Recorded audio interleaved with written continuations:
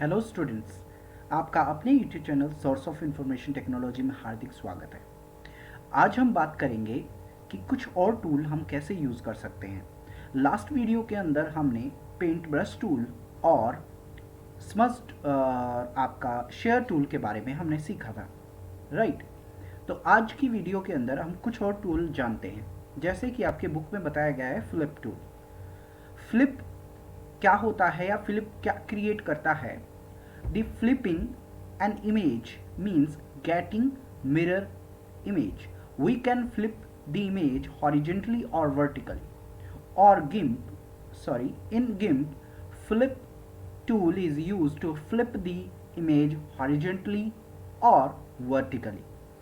यदि आपको कोई इमेज हॉरिजेंटली या वर्टिकली फ्लिप करनी है तो आप यूज़ करेंगे फ्लिप टूल का, राइट।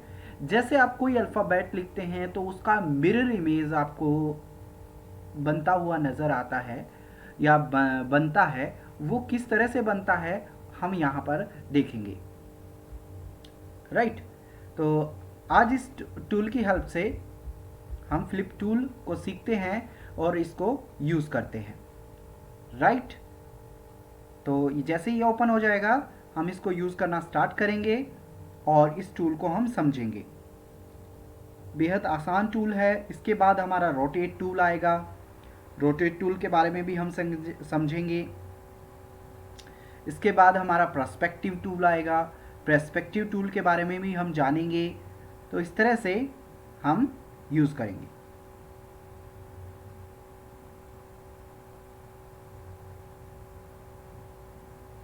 राइट। जैसे कि आप यहाँ पर यूज़ करते हैं, आपने क्या किया, आप सबसे पहले इमेज विंडो को यहाँ पर क्रिएट करेंगे, राइट। ये आपका इमेज डायलॉग बॉक्स हो गया। आपने क्या करना है, क्रिएट के ऊपर क्लिक करना है। जैसे ही आपने क्रिएट के ऊपर क्लिक किया, यहाँ पर पहले हम कुछ अल्फ़ाबेट लिख के देखते हैं और फिर हम उसको फ्लिप टूल की हेल्प से फ्लिप करके देखते हैं क्या फ्लिप होता है क्या नहीं, राइट। चलो, जैसे हमने यूज़ किया, हमने टेक्स्ट टूल लिया, राइट। हम टेक्स्ट टूल यहाँ पर टेक्स्ट टाइप करेंगे। टेक्स्ट टूल हमने लिया और टेक्स्ट हम यहाँ पर टाइप करते हैं। जैसे फॉर एग्जांपल हमने टाइप किया कंप्यूटर, राइट। जैसे ही हमने कंप्यूटर टाइप कर दिया, अब इसकी साइज़ को हमें ग्रो करना है। जैसा कि आप जानते हैं कि यहाँ पर ये टूल ऑप्शन है। टूल ऑप्शन में यहाँ पर आप जाके इस साइज को क्या कर सकते हैं, ग्रो कर सकते हैं। हमने यहाँ पर इस साइज को क्या कर दिया है, ग्रो कर दिया है, right. Are you getting point? इस पॉइंट को आप नोट कर लें कि आप ग्रो कहाँ से करेंगे, यहाँ टूल ऑप्शन से करेंगे, ना कि यहाँ से करेंगे, राइट। यहाँ से आपको नहीं करना है, यहाँ से आप सिर्फ बोल्ड करेंगे। टेक्स्ट को बोल्ड करना है तो आप यहाँ से आप कर सकते हैं। टेक्स्ट को बोल्ड करना है तो आप यहाँ से कर सकते हैं, राइट। बोल्ड होने की वजह से इसका साइज लार्ज हो गया था, तो हमने इसका साइज इस तरह से कर लिया है, राइट। अब हम यहाँ पर यूज़ करेंगे कंप्यूटर को फ्लिप टूल का कैसे यूज़ करना है, राइट। फ्लिप को हम किस तरह से कर सकते हैं और क्या हमें इसको अंदर करना चाहिए। ये है हमारे पास फ्लिप टूल। ये क्या करता है, रिवर्स दी लेयर को रिवर्स कर देता है। इसकी शॉर्टकट की आपको यहाँ पर नज़र आ रही है, क्या है, शिफ्ट प्लस F, राइट। हम यहाँ पर इसके ऊपर क्लिक करते हैं। जैसे हमने इसके ऊपर क्लिक किया, हमें क्या करना है, क्लिक करने के बाद हमें यहाँ पर इसको हॉरिजेंटली क्या करना है, फ्लिप करना है। हमने क्लिक कर दिया। आप देखेंगे कि ये जो कंप्यूटर है आपका, ये आपका जो हमने वर्ड लिखा था वो आपका फ्लिप हो गया है, राइट। इस तरह से आप क्या करते हैं, वापस अगेन आपको करना है तो अगेन इसके ऊपर क्लिक करें। अब यहाँ पर टूल ऑप्शन में यहाँ पर वर्टिकली नज़र आ रहा है। देखो, यदि आपने थोड़ा ध्यान दिया हो, थोड़ा ध्यान से सोचना कि आपकी जो मिरर इमेज होती है वो mirror image left to right change होती है, लेफ्ट टू राइट, राइट। और यदि वाटर में जो इमेज होती है वो क्या होती है, टॉप टू बॉटम चेंज होती है। अभी हमने हॉरिजेंटली चेंज किया तो ये मिरर इमेज थी, और यदि हमें वाटर इमेज चाहिए इसकी तो वर्टिकली हम चेंज करेंगे इसको। ये वाटर में, ये वाटर के अकॉर्डिंग इमेज है वर्टिकली, राइट। तो आपको ये थोड़ा रीजनिंग का भी एक क्वेश्चन बन जाता है, या रीजनिंग भी थोड़ी अंडरस्टैंड हो जाती है कि आपका जो हॉरिजेंटली होता है वो mirror image right to left change होता है, और आपकी जो वर्टिकली होती है वो होती है टॉप टू बॉटम, वाटर में जो इमेज बनती है, राइट। तो इस तरह से आप क्या कर सकते हैं, अपने वर्ड को चेंज करके देख सकते हैं, फ्लिप कर सकते हैं। जरूरी नहीं है कि आपको वर्ड ही चेंज करना है, जरूरी नहीं है कि आपको वर्ड ही चेंज करना है। आपने जो भी डिज़ाइन बनाया है, जो भी चीज़ आपने बनाई है, उसको फ्लिप कर दें, राइट। हम यहाँ से एक इमेज को ऐड करते हैं, ओपन करते हैं, यहाँ पर एक इमेज को ऐड करते हैं।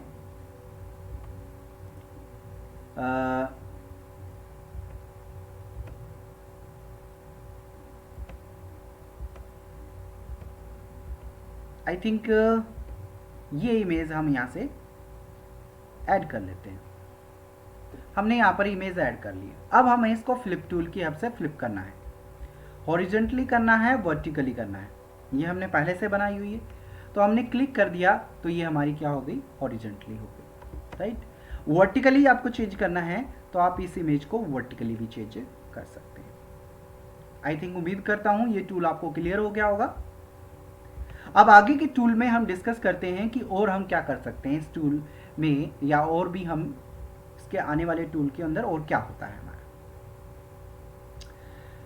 ये हो गया आपका फ्लिप टूल। इसके बाद आता है आपके पास रोटेट टूल। रोटेट की आप जानते हैं कि रोटेशन आपके पास होगी या तो एंटी क्लॉकवाइज या क्लॉकवाइज। ये जो रोटेशन होती है वो आपकी इस तरह से होती है, right.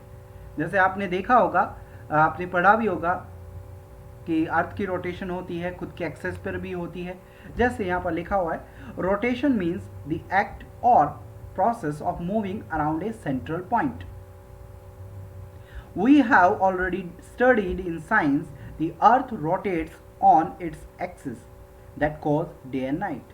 Similarly, we can rotate an image or part of image in GIMP. Rotate tool can be used for this purpose, and this steps to rotate an image or select part of an image. Right? ये steps हैं इसके अंदर। अब ये rotate कैसे करता है, ये जो स्टेप्स है ना जो आपको बता रखा है टूल के ऊपर, ट्रांसफॉर्म टूल्स एंड रोटेट, ये बेटा यहाँ पर है। ये आपका टूल के अंदर जाके सेम आपके पास रोटेट टूल आएगा, यहाँ पर ट्रांसफॉर्म टूल और देन रोटेट, ये आपके पास रोटेट सेम। ये भी टूल है, आप यहाँ से भी एक्सेस कर सकते हैं, लेकिन हम यहाँ से कर रहे हैं क्योंकि हमारे पास टूल बॉक्स अवेलेबल है, राइट। चलो, तो अब हम क्या करते हैं, इसको रिवर्स करके, इसको क्या करके देखते हैं, आपका चेंज करके देखते हैं। रोटेट टूल अप्लाई करते हैं, ये है आपका रोटेट टूल, राइट। हमने इसको रोटेट करना है, क्लिक कर दिए। आपको किस एंगल पे रोटेट करना है, एंगल पे ही तो रोटेट होगा ना, एक पर्टिकुलर एंगल पे रोटेट होगा, राइट। तो हम यहां से रोटेट करते हैं, कितने एंगल पर रोटेट आपको करना है इस इमेज को या इस पिक्चर को, इस तरह से आप रोटेट कर सकते हैं। हमने इसको एक पर्टिकुलर एंगल पे रोटेट कर दिया, और यहाँ से एक्सिस आप कम भी कर सकते हैं और ज़्यादा भी कर सकते हैं। एक्स एक्सिस और वाई एक्सिस आपने यदि मैथमेटिक्स में पढ़े हों तो कोई भी जो एरिया होता है वो एक्स एक्सिस और वाई एक्सिस में डिवाइड होता है, जैसे कि हमने स्क्रैच में भी पढ़ा था, ठीक है। वो आपको याद होगा, स्क्रैच के अंदर हमने ये देखा था कि ये जो पूरी स्क्रीन होती है, मान लो यहाँ से एक वर्टिकल लाइन जा रही है और यहाँ से एक हॉरिजॉन्टल लाइन जा रही है, तो ये वाली हॉरिजॉन्टल लाइन एक्सिस होगी, ये वाली वाई एक्सिस होगी, तो ये डिवाइड होता है, ठीक है। नंबर है, इस पर्टिकुलर नंबर को चेंज करके आप यहाँ से चेंज आप देख सकते हैं। तो इस इमेज के अंदर ये पर्टिकुलर चेंज आ गया है, इसके अंदर ये पर्टिकुलर चेंज आ गया है, ठीक है। तो इस तरह से आप यूज़ कर सकते हैं, राइट। तो ये जो पोर्शन है आपका, ये जो आपने किया रोटेशन कोई भी आपका जैसे टूल हो गया, जैसे आपको यहाँ से हमने कंप्यूटर लिखा था, यहाँ से ये कंप्यूटर हमें पर्टिकुलर रोटेट करना है, तो हमने ये रोटेट कर दिया है यहाँ से, हमने इस तरह से रोटेट कर दिया, राइट। तो ये पर्टिकुलर रोटेशन हो जाती है। तो आप ये रोटेशन करने के लिए, रोटेट करने के लिए किसी चीज़ को हम यहाँ पर यूज़ कर सकते हैं। आपको पता होगा कि ये बहुत ही एडवांस टूल है गिम्प, और रोटेशन के लिए हम यहाँ पर ये यूज़ करते हैं, ठीक है। तो रोटेशन आपकी यहाँ से हो जाती है इस तरह से। इसके बाद नेक्स्ट जो टूल आता है हमारे पास वो होता है पर्सपेक्टिव टूल। नेक्स्ट टूल जो आता है हमारे पास वो होता है पर्सपेक्टिव टूल। पर्सपेक्टिव टूल का हमें कैसे यूज करना है वो देखो। जैसे कि मैं इसको रोटेट करता हूं अगेन,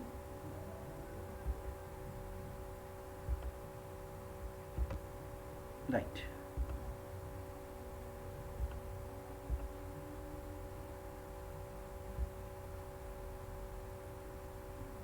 मैंने रोटेट कर दिया इस तरह से, ठीक है।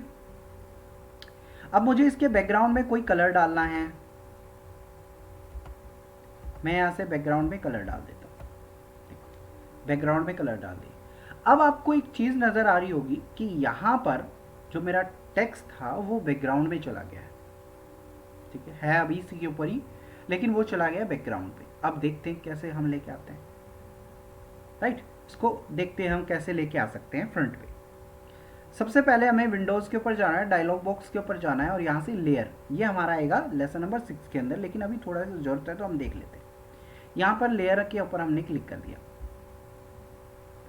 जैसे ही मैं इसको यहाँ पर क्लिक करूँगा, और यहाँ पर हम जैसे ही क्लिक करते हैं तो हमारे पास अब यहाँ पे जैसे ही हमने ऐड किया, जैसे ही हमने कलर ऐड कर दिया, जो बैकग्राउंड में टेक्स्ट लिखा था वो हमारा क्या हो गया, हाइड हो गया, ठीक।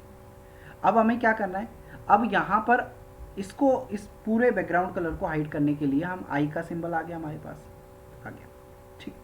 अब हम क्या करेंगे, यहाँ पर एक टेक्स्ट टूल और लेंगे, ठीक है। वो टेक्स्ट टूल, वो पुराना वाला इरेज हो गया। अब टेक्स्ट टूल लेंगे हम, देखना यहाँ पर एक काम करते हैं, क्योंकि वो एक ही लेयर के ऊपर था, जैसे पुरानी वाली लेयर थी, जो लेयर थी हमारी, जो इमेज विंडो, उसके ऊपर हमने कलर डाल दिया तो वो पुराना वाला इरेज हो गया, राइट। अब देखो हम क्या करते हैं, यहाँ पर हमें दोनों चीज़ चाहिए, कलर भी चाहिए और टेक्स्ट भी चाहिए। तो हम क्या करेंगे, हम यहाँ से एक लेयर ऐड करेंगे। जैसे ही मैं यहाँ से लेयर ऐड करूँगा, अब देखो यहाँ पर हमारे पास क्या आ गया, एक लेयर आ गई, उसी साइज की एक लेयर आ गई, यहाँ पर एक लेयर आ गई।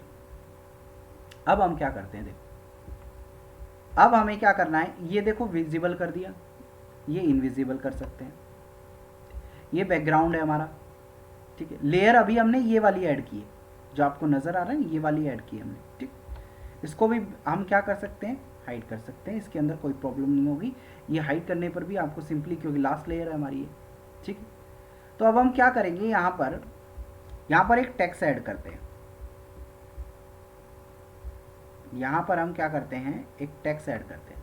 अब ये कह रहा है कि आपको ये जो टेक्स्ट ऐड करना है, न्यू लेयर पे ऐड करना है या एडिट, इसी में एडिट करना है।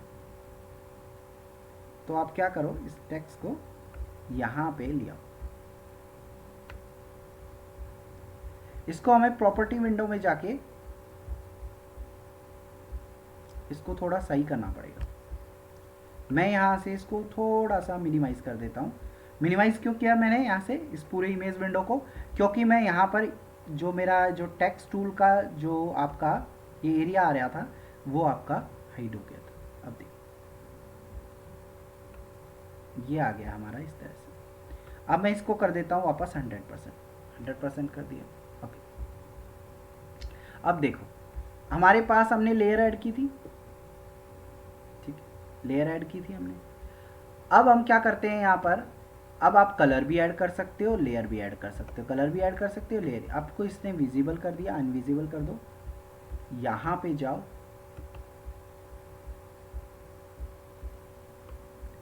न्यू लेयर, एक और लेयर ऐड करो। यहाँ पर लेयर ऐड कर दी, यहाँ पर कलर लिया, कलर लिया। अब हमें दोनों चीज़ चाहिए, तो हमने टेक्स्ट को विजिबल कर लिया, ठीक है, टेक्स्ट को विजिबल कर लिया है। ठीक है, अब टेक्स्ट का कलर भी वैसा ही है, वो भी कलर ऐसा ही है, विजिबल करने पर भी हमें दिखाई दे रहा है। देखो ये दोनों कलर सेम सेम हो गए। ठीक है, तो अब हम क्या करेंगे, दोनों को विजिबल कर लो, पहले इसको अनविजिबल कर लो, इसके ऊपर जाके इसका कलर चेंज कर दो, इसके ऊपर जाके इसका कलर चेंज कर दो, ये कर दिया कलर चेंज। अब हम दोनों को विजिबल कर सकते हैं।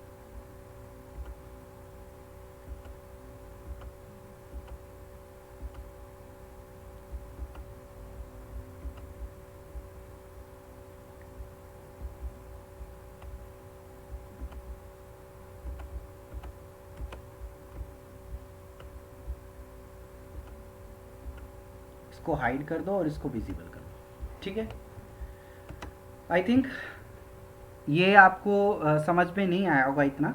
तो ये जो आपको विजिबल और अनविजिबल का कॉन्सेप्ट है, ये हम लेसन नंबर 6 में देखेंगे, लेयर का लेसन नंबर 6 में देखेंगे।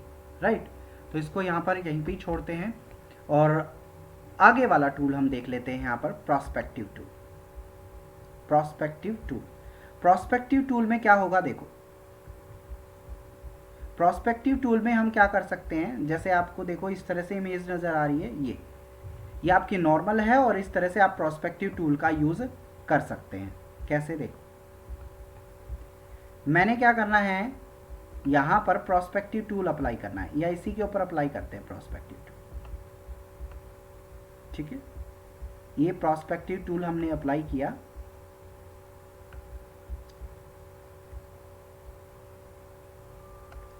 इस तरह से मैंने इसके ऊपर प्रोस्पेक्टिव टूल अप्लाई कर दिया है और इसको ट्रांसफॉर्म कर दिया है। अब ट्रांसफॉर्म करने से आप देखेंगे कि इसका जो इसमें टेक्स्ट की क्वालिटी थी वो चेंज हो गई है।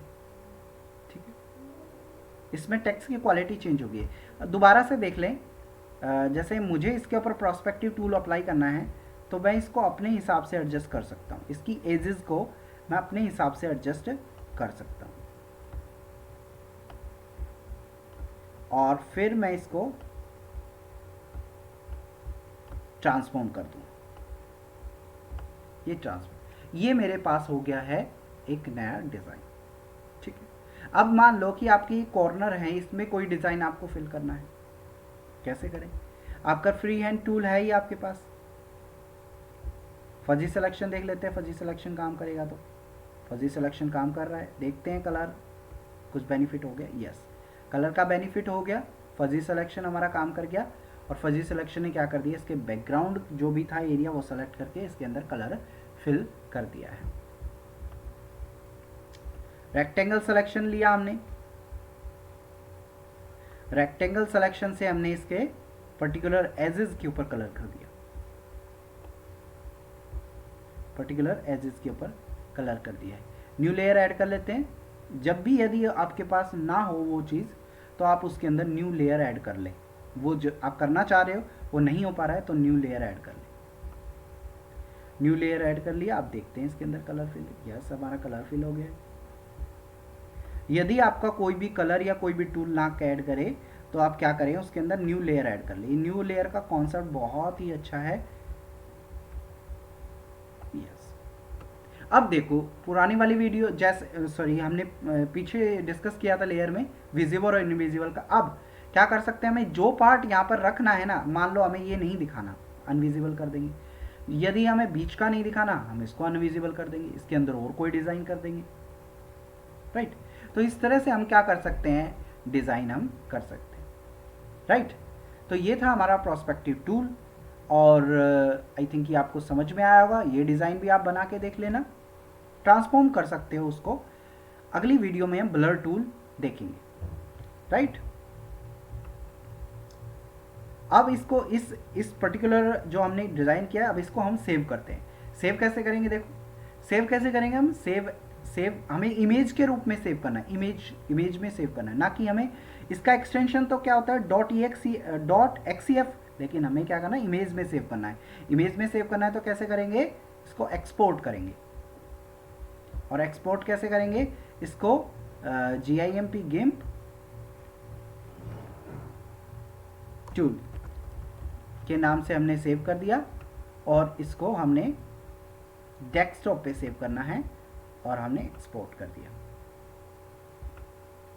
राइट, तो ये था आज का हमारा जो हमने सीखा, जो पॉइंट। एक तो हमने फ्लिप टूल सीखा, रोटेट टूल और पर्सपेक्टिव टूल, ये 3 टूल के बारे में हम जानकारी ली और कुछ लेयर के बारे में भी जानकारी ली। नहीं समझ में आया लेयर के बारे में, कोई प्रॉब्लम नहीं है, दोबारा से समझाएंगे, एक बार नहीं, 2 बार नहीं, 3 बार समझाएंगे, लेकिन वो धीरे धीरे हम इस कॉन्सेप्ट थोड़ा टिपिकल है, ये हम समझते हुए चलेंगे। लेसन नंबर 6 में भी लेयर का काम हमारा आएगा। ठीक है, तो इस टूल को सीखे बेटा, बहुत ही अच्छा टूल है ये, और इस टूल को सीखना ही अपने आप में बहुत ही वैल्यूएबल है। आप यदि इस टूल को सीख जाते हैं और इसका प्रॉपर यूज़ करना सीख जाते हैं तो आप इमेज एडिटिंग का कोई भी काम इसके अंदर आसानी से कर सकते हैं। राइट, तो आपको ये टूल ये अंडरस्टैंड करना है। अच्छा, एक बात और कि ये टूल हम जो आपका ऑनलाइन है, ये टूल ऑनलाइन नहीं कर पाएंगे। क्यों? क्योंकि ये बहुत ही हैवी टूल है, हैवी सॉफ्टवेयर है और ये ऑनलाइन सपोर्ट नहीं करता है। जैसे लास्ट टाइम हमने गिम्प के ऊपर जूम के ऊपर वीडियो कॉलिंग किया था। हालांकि हम 1-2 टॉपिक रीड करने के बाद आपकी क्लास लेंगे ऑनलाइन और फिर आपके डाउट लेंगे और उसको टॉपिक को क्लियर करने की कोशिश करेंगे, लेकिन ये हैवी सॉफ्टवेयर होने की वजह से ये आपका जूम के ऊपर नहीं चल पाता है, ऑपरेट नहीं हो पाता है, आपने भी देखा होगा। ठीक है, तो आपको ये ध्यान रखना है, 1-2 वीडियो रिकॉर्ड करने के बाद हम ऑनलाइन आपके डाउट्स लेंगे और उसको क्लियर करने की कोशिश करेंगे और कुछ एडिशनल इन्फॉर्मेशन भी आपको देंगे। राइट, वीडियो अच्छी लगी हो तो लाइक करें। Thank you so much.